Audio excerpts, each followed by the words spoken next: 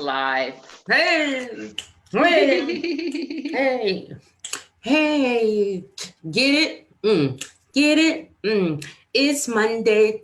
It's Monday. It's my January 1st. Hey,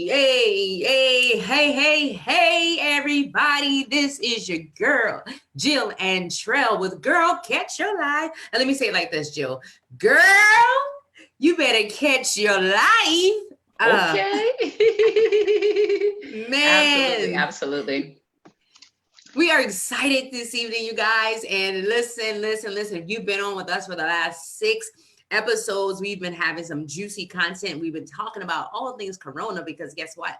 That's what's happening right now, right? Corona is happening. For some of us, it's happening to us. For some of us, it's happening for us. And I don't know about you guys, but I want us to be in it's happening for us season right now. And we're going to talk about some real juicy things tonight. I'll let Jill go ahead and say what she needs to say before we get into what we're going to talk about. But let me say this first. We want this to be an engaging conversation. So Jill and I, we can talk, right? But we don't want to do all the talking. We want you guys to do some of the talking, to ask some questions, give your feedback. Hey, if you don't agree with something, let us know that too. We're down to hear what you got to say. So go ahead, Jill. Yeah. Everything she just said. And, really, we was just talking about how we want the flow of the conversation to go and what our vision is for Girl Catch a Life show.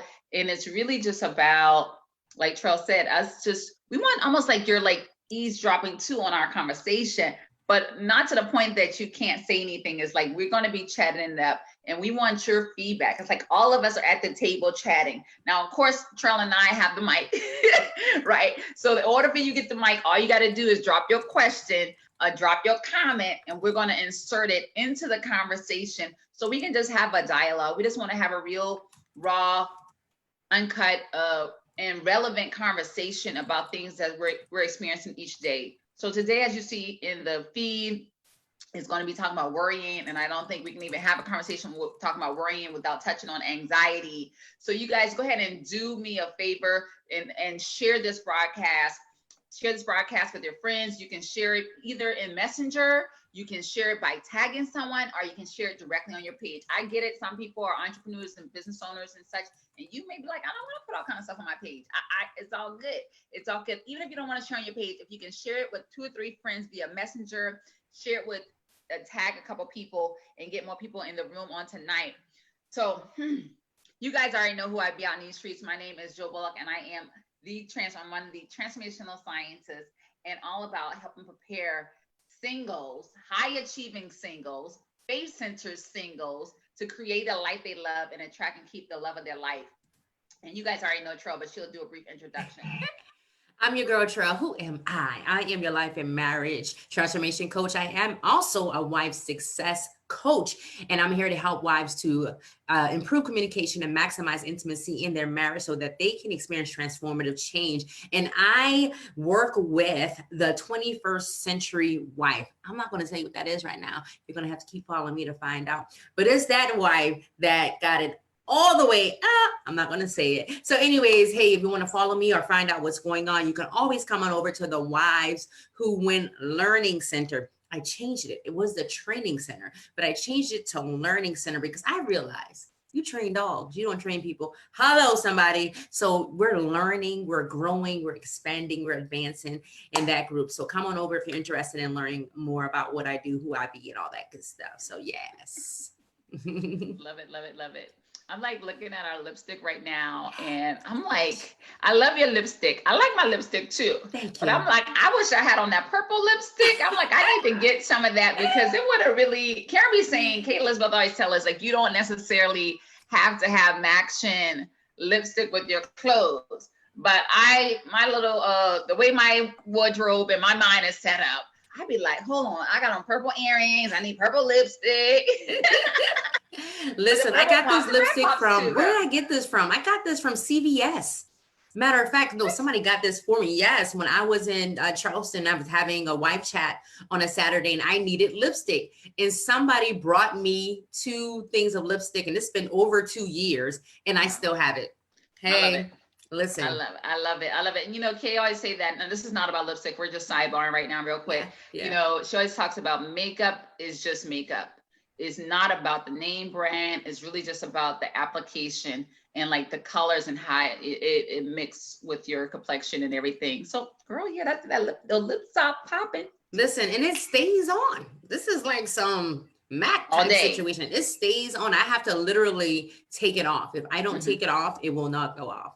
So, wow. Y'all like my lipstick? It's dope, right?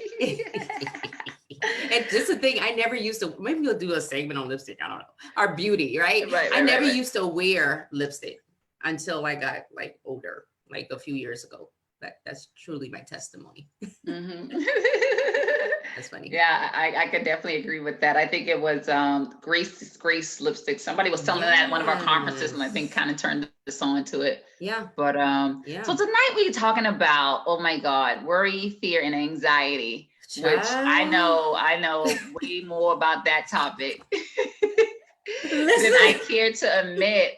I don't even know where to begin. I'm just going to let it flow. But and I'm going to flip it up on you, because I know before we used to always say, fear is false evidence appearing real. I mean, if you've heard a training on fear, a lot of times that became like the global official, unofficial definition of fear. It's false evidence appearing real.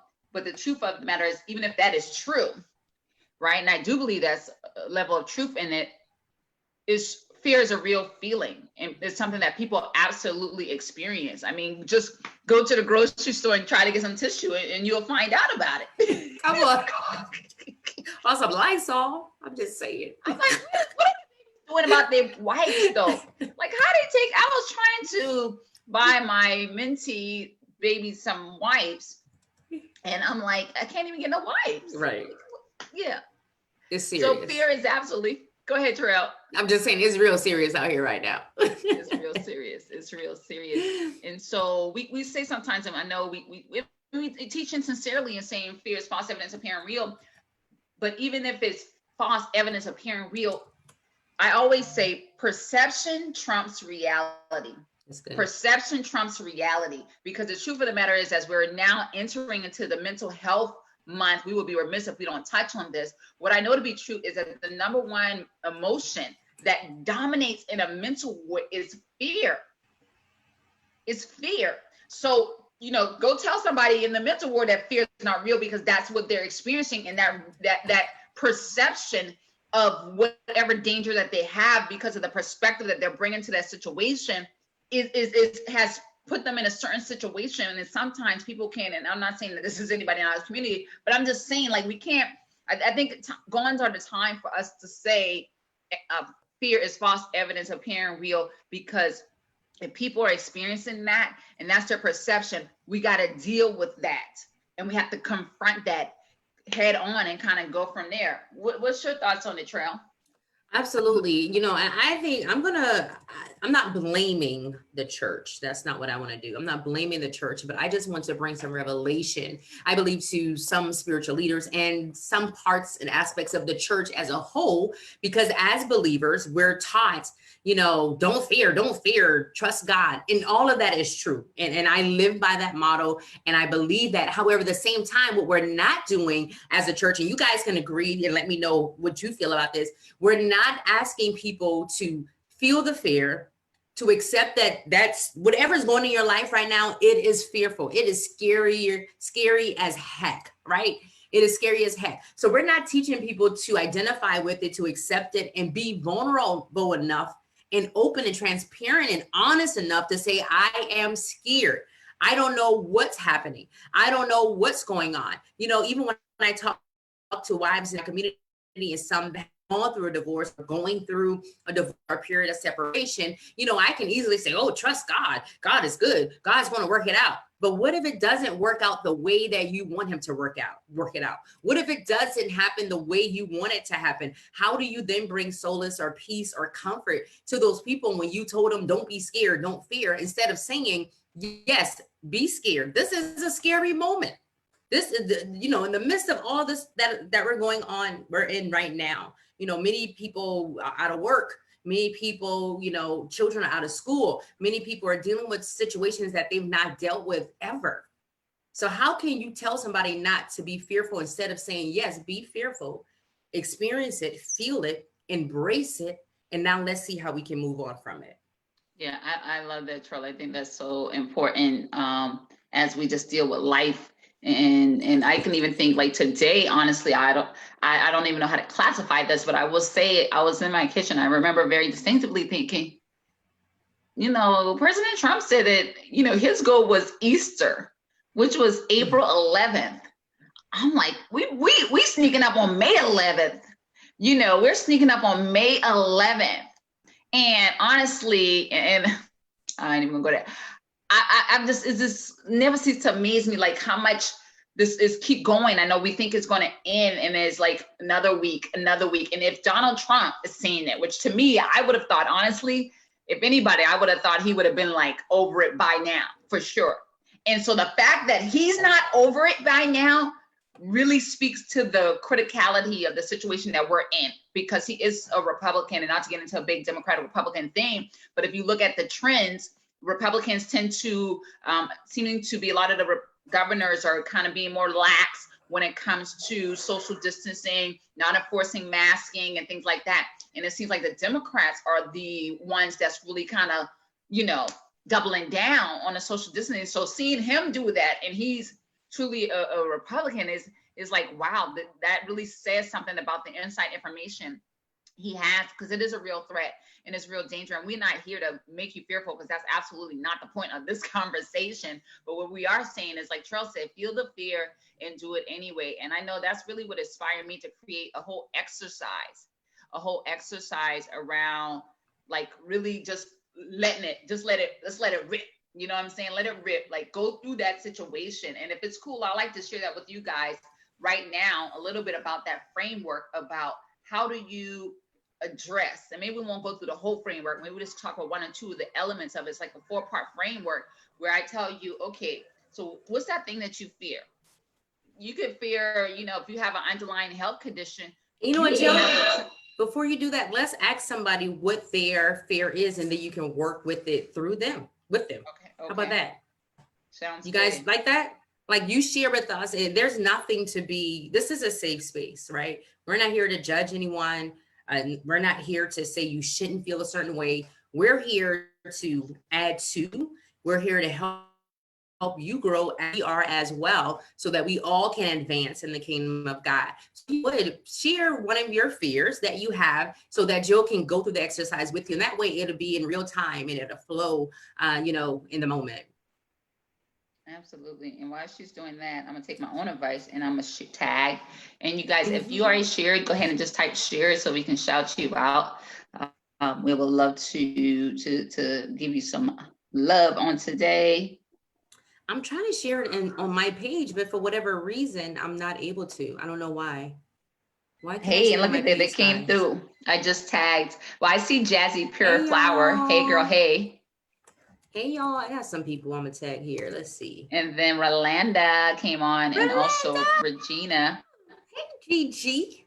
Hey, Gigi. Hey, y'all. How you doing? Hey, Gigi.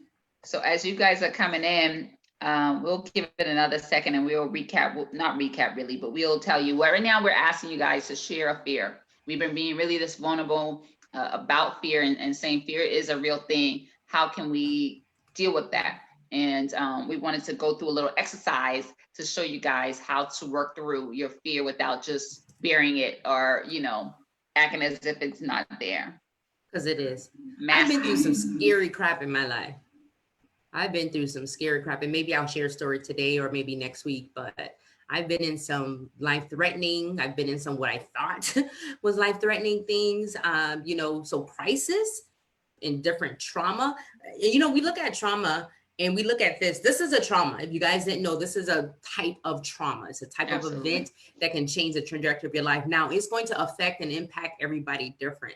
And what happens with these type things, Jill, is that one thing happened, the trauma happens, and then there is like a domino effect as a result. So the trauma happens, right? So that's one issue. Then you have somebody that loses their job. That's another issue. Then you can't pay your bills. That's another issue. Then you have the relationship is now tense and divided. That's another issue. Then you have the children are affected. So there's so many things that can happen as a result. And that's why we're saying, hey, there is fear. You have every goddamn right to feel fear, to be worried, to not know what's going to happen. However, we want to be able to give you some type of comfort and exercises to be able to decrease that fear and to bring in or activate the joy that's already on the inside of you. And how can you remain worry free? Because that is the end goal. Like, how can I say that I feel scared and I'm worried, but it's not who I am. It's not consuming my entire being, because I know people right now, this is consuming their entire being. So we want you guys to just say, you know, if you don't tell us within the next 30 seconds, we'll have to just go through the exercise. But I thought it would be fun and be very comforting for you all and us as well, to be able to share with one of your fears are. And then that way she can go through the exercise with you right here, real time. Let me see. I'm gonna go back to see. You guys are just come in, tag, share, and invite, and we're just gonna keep it moving. I don't see. Let me refresh my page just to see if anybody typed any fear. And sometimes you can't see. You have to I have stayed prayed up. Yes, Rolanda.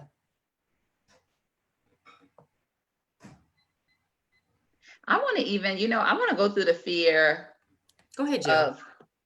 I want to go through the fear of if you get COVID, especially if you have an underlying health condition or you're part of the vulnerable population, which seems to be a lot of minorities. And so with that being said, what you got there? Listen, I had a fear of getting my mouth getting dry. So I got that's your COVID drink. COVID drink. Apple juice. Listen, I have to get that vitamin C in. And listen, you see my lipstick on here, but my lipstick is still on my lips. Hey, okay, go ahead. You too much. I was like, hold up. I was like, what is that? Look like you got some beer. No, I don't even want to drink no beer. Not anymore. Listen. Let's clear the air. No, but so that's funny that you mentioned that, because we're gonna get into some home remedies. So, which actually we wanted to share someone with that. So I think this is going to be perfect with some of the things that others have been able to do successfully as it relates to it. So let's just say you actually have a fear of COVID, and lo and behold, 2, 3, 5 days from today, 7 days, Lord forbid, you start feeling, you lose the taste and smell, or perhaps you come down with a fever, you start having a sore throat, you start having body pains, and lo and behold, you feel like, oh my God, can this be COVID? And you muscle up the strength to go ahead and go to the doctor and for them to confirm back within 24 hours that you're COVID positive. Like, you already know, depending on your health condition, that people die. Like people die. I've seen it. We've seen it. One day you're here, 7 days later you're gone, and everybody thought that you had your whole life in front of you. So it definitely is a real concern to have. So with that being said, you have to go through the process of what's the worst case scenario that can happen here, which I was hesitant to do this because the worst case scenario is it's death. Right. The worst case scenario is that you can die if you get COVID. And then after you figure out what's the worst case scenario, then you have to take some time to think about what's the probability that, well, it's two things to the probability. Probably one, that you will get it, but even more so what I'm dealing with now is the probability that you will die as a result. So you will have to do some research to see people with asthma, that is one thing, right? People with diabetes, what is the percentage of those people who die? And figure that out. So let's say it says 50%, and you're like, oh my God, oh my God, help me now. That's a higher percentage. And then what I tell you to do after that is really start thinking about putting in, and I feel like I'm skipping a step, but this will still get you there, put it in what I call a succession plan, and even like a coping mechanism, and then a succession plan. So a coping mechanism plan would be you then saying, okay, like Trell saying, get that apple juice, get that orange juice, get your vitamin C, get your vitamin D. Come on, somebody. Yeah. It's been reported that, people that's passing away have deficiency in vitamin D, because that's one of the things that your body needs to help fight off the COVID disease, right? You need to be drinking warm liquids. Some of the old back in the day call it roots type of remedies, right? Which I ain't about no roots, but I am about operating in wisdom, and even using some of the, what is it, Eastern medicine, like Western medicinal type stuff. I'm thinking about China, Western, Chinese, Western culture type of thing. Like, yeah. So with that being said, drink tea. I've been drinking, actually, I just stopped drinking tea about 3 or 4 days ago, but I need to get another cup. I was drinking tea almost in the morning and twice a day. Yeah, me too. Yeah, drinking 50 to 68 ounces of water. Mm-hmm. Get your immune system built up and prepared. Start walking. Can I just be honest? Like, the reason why, for me, this hasn't been a tough time for me. However, although, because I'm an achiever. So this is like, I got time. This might be on a keyboard, right? All day. But that's a problem, because then that gets into the area of balance. And so the other day, I started having back pain. And I'm like, oh God. Yeah, it's called sitting too long. Okay. Now I know I just went on the sidebar and curve, but I said all that to say we have to keep moving. Whether I'm out here living my best life, typing it up and producing this and creating that, that's all cute and fine. But I still need to eat. I still need to drink water. I still need to move. A lot of those other things I was doing, but the movement I wasn't doing. So you still got to move. You want to exercise. You want to keep your body active. Of course, when you're going out, you want to wear a mask. So this is your coping plan. I'm giving you some ideas, but this is your coping plan of if you got COVID, how would you cope with that? And these are some of the things that you should do. And also, so I actually had a couple of friends and relatives who actually had the disease, and they talked about also the steaming treatment, where they would put like lemons and onions and different things in a big pot and just set over and let that steam come into their being for 15 minutes. And some of the research that I did, because I was doing a lot of research, especially very early on in the process, is that you also have to have the will to live. Like, you have to decide, COVID ain't taking me out, right? So a man thinketh, so is he. So a man thinketh, so is he. Okay, so that's how that works. And then the succession plan will be going down a different route. But I think that's some good tips for you guys to kind of think about. So again, just to go through the steps again, is what first is identify, okay, what is that fear that I have, right? And then talk about the probability that would happen to you. And especially when it deals with the worst case, that fear period, and then the worst case scenario of that fear. And then to start dealing with a coping plan of how you would make the best out of that situation. And I really find, Trell, I apply that. I used to be scared of a lot of things. Like, I used to be scared of death, be scared some crazy and deranged ex might, I mean, just all kind of things. And like, really, I had to decide that I wasn't going to allow my mind or my life to be paralyzed by fear about something that possibly can maybe happen one day if certain things should have could. Come on, that's too much going on right there.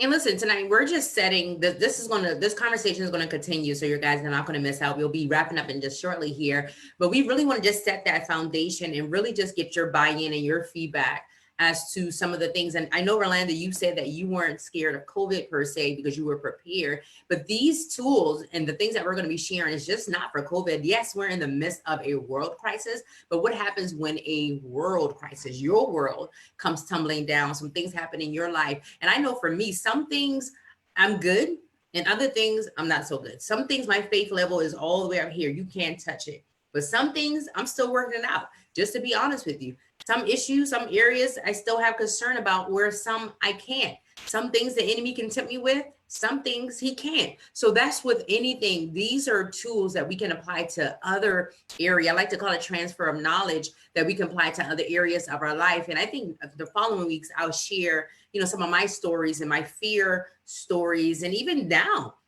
just because I'm here, I'm sharing with you, that doesn't mean that I have arrived, I've mastered fear. You're a master of fear. Now I know what to do. I know what tools and resources to utilize and what to apply to keep myself in alignment with God and with trusting him and believing his word. However, that does not mean when things happen that I'm just so nothing can get to me. I'm just so perfect. That's a lie. And anybody says that, I'm going to tell them they're a liar, because we're human people. We have human experiences. And as long as we're on this earth, we're going to experience human things, human feelings, and natural things. It is up to us to do our due diligence. And like you said, Orlando, and also Jill, you said prepared.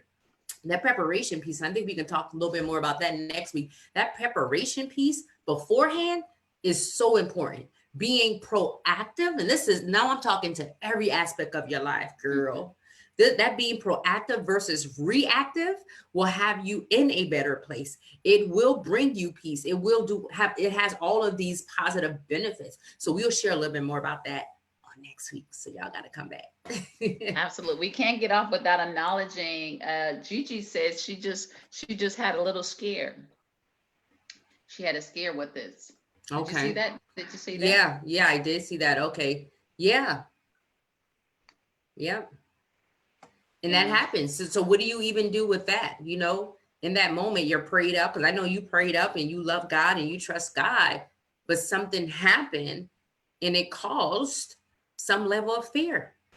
Right. And it's okay. And the fact that you can be open enough and vulnerable enough to say, I had a little scare. Listen, I'm on here trying to bridge the gap and trying to help people, bridge their lives to Christ. But something happened and I felt scared. That reminds me of what happened to me a couple years ago, and I was scared out of my mind. I bet y'all want to know. So, prayed up, love the Lord, speaking in tongues, all of that great stuff. But something was going on with me in my life, and I was scared. I've never felt that way ever in my entire life, ever. So that just goes to show and say. Yeah, absolutely. So we definitely have a lot more ground to cover on this topic. And so doesn't look like anybody has any questions. If you guys don't have any questions, we're going to jump off. And like we said, we'll do a part 2, continue the conversation, focusing on mental health, but also just focusing, like we're saying, we don't want to overkill the horse with the whole COVID-19, because I know sometimes you can kind of get over it. So we'll be sprinkling that into the conversation, but it's not the main focal point per se, but that will be part of the conversation. We just want to have a chat. Yeah. So next week, this time, we're going to be on by 8:05, generally by 8 o'clock, but sometimes it takes a minute to break through to the platform and actually get on. And so we'll see you guys here next week. Let me, before I send you guys off, be sure to download. If you are like, listen, I need to kind of get focused and write down my goals. You guys know we're all about helping women to meet their goals as it pertains to their life and as it pertains to their marriage, whether current or future. So with that being said, go ahead and head over to bit.ly free smart goal template, bit.ly free smart goal template. And I think that's what it is, free smart goal template. I'm pretty sure. Try it. Let me listen. Let me just try it to make sure y'all get it. Free smart goal template. Okay, because we don't want y'all going to a dead end. Right. I think that's it. Yep, that's it. You guys go get it, go grab it. We have that available for you. And listen, let us know if you enjoyed the conversation tonight. And also, we would like for you to do, if you have different things, not this month per se, because I'm just going to be honest, we are going to focus more on the mental health this month. But if you have other topics that you want us to talk about, or even in the mental health arena, let us know. Share with us. If you want to be a part of the conversation, let us know. We're here to serve you, and we'll be here every Monday at 8 p.m. And if you have any feedback, any questions, concerns, or anything, definitely let us know. We want to hear from you. Absolutely. Well, with that, we are signing off. I think Trell's already dropped it in there. Hey, Allegra, good to see you. You guys meet us back here, 8 o'clock Eastern Standard Time next Monday. And we're going to be doing a lot of cool stuff, and you're going to enjoy it. Some We're music. going We to should be working on have. our theme song We too. needed some exit music. Yeah, we do. We do. You were thinking the same thing. I kind of want to do our throwback. Can we do our throwback? Go ahead. Let's do it. Sing. The one, I present my body as a living sacrifice. We're gonna sing it. Hold on, wait. I thought you were gonna do with it. No, I thought you were gonna play it. You want to play it? Okay, hold on. If you can't find it, let's find something else. I think my voice is. Yeah, I know I can't sing. She's like, "Oh, you're singing like that." Listen, you know what? Hold on. What is it called? Theme song? Mm-hmm.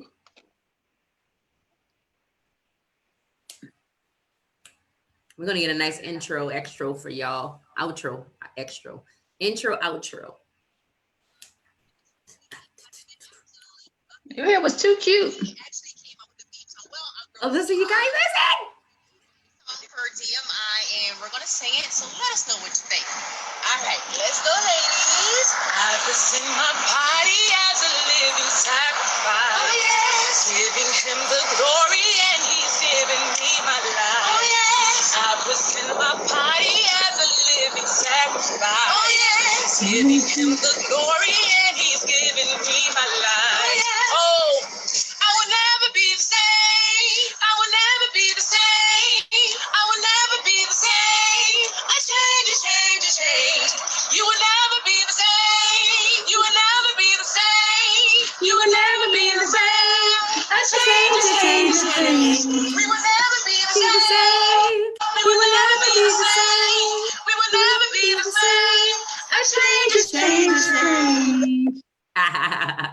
Yes, I think we have it on a CD or something too. I don't know, but listen, we're gonna get that all the way right for you guys. Latia Lee is a person that recorded that for us. She came up with that video for us and that song. We were on a retreat in Myrtle Beach, and we just thought it was super cool. So we're gonna get that plugged in here some kind of way for y'all. Okay. Yeah, I think it's still so relevant and so awesome. Absolutely. All right. Well, we'll see you guys next time.